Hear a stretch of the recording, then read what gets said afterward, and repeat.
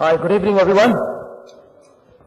Yesterday evening I was in Mumbai, and I felt that the average productivity levels in India were rather low than the standard average. Can anybody in the audience tell me why? Louder? Yeah. Yesterday I can tell you for a fact that all across the country, in several offices of India, including homes, including in various shops and establishments, the level of distraction was so high that I think the customer and the employee and the stakeholders and the shareholders could all have gone and flown a kite for all they cared. And, I think that is probably what I thought I will use as an analogy for today's talk on team building. Now, I've been here since afternoon and have heard some very animated questions from this audience.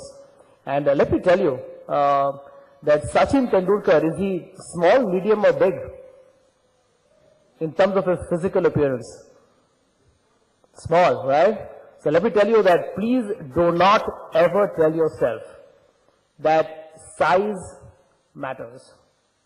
Let me repeat that. I think somebody raised a very pertinent point from the audience. I think this gentleman here with this bushy black mustache and the brown getup, he made a very pertinent point that, there is no need for people to apologize for the size of the business.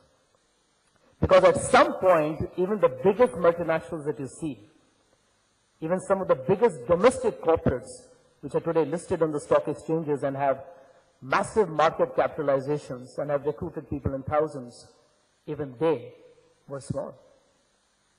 So, unless you are inheriting something big, for everyone, the process starts with a single brick and a single layers of foundation that then grow. When you talk of team building, I'm actually very fascinated by our own country. Let's look at India.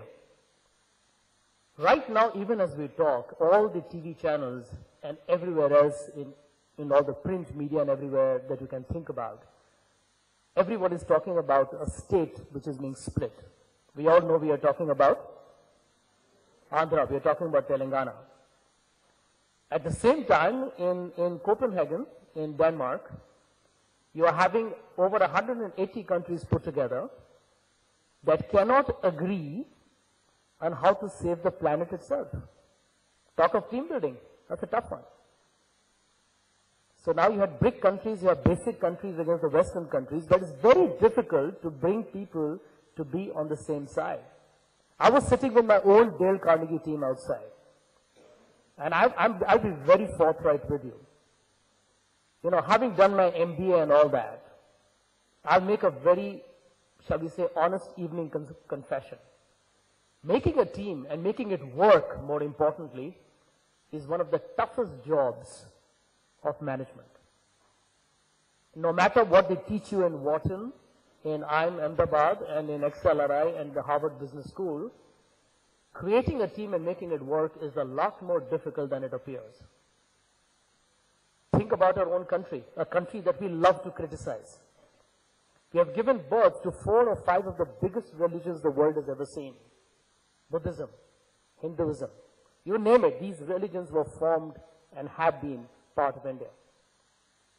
In cricket, you have had an interesting scenario where you have had a Christian captain, you have had a Muslim captain, you have had a Hindu captain, you have had a Parsi captain, in case you have forgotten Vijay Merchant, and you have had even a Sikh as a captain. It's an interesting scenario, just think about it. I was in Mumbai watching India thrash Sri Lanka at the CCI. And I made a list of all the 11 players in the Indian team. Very interestingly, in the 11 members of the team, we had representation from 8 different states. Now, I think that makes for a very unique country. The number of castes, look at the number of languages. First, we reorganized our states because we wanted them to be divided on the basis of language. Now we are dividing them on account of administrative and other requirements. And this is a country that has 23,000 more dialects. And as somebody said, there are 278 ways to know how to make potatoes. Yes or no? This is a very fascinating country. And, you know, I thought about it, and I said, it's interesting. But when we talk of team building, why is it that we assume that everybody is one homogeneous commodity, that all of us wear a tie and a jacket, or we are well-dressed, business formals, whatever you want to call it?